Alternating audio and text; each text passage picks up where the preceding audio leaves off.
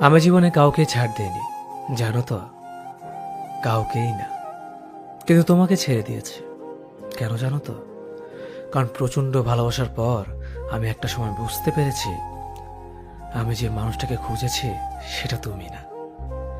দিনের পর দিন যখন তুমি সুন্দর করে গুছিয়ে খুব সাবলীনভাবে মিথ্যে কথাগুলো বলে যাচ্ছিলে, সত্যি মনে করে বিশ্বাস করে আমার এই মনটি আস্তে আস্তে করে ভেঙে যাচ্ছিল।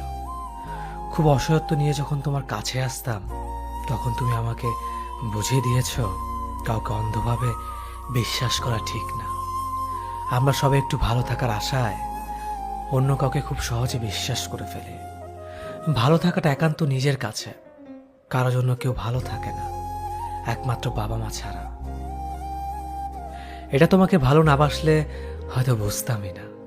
শেষবার যখন তোমার চোখের দিকে তাকিয়েছিলাম, বিশ্বাস করো, আমার জন্য একটু মায়া, অনুভূতি, ভালোবাসা খুঁজে পাইনি।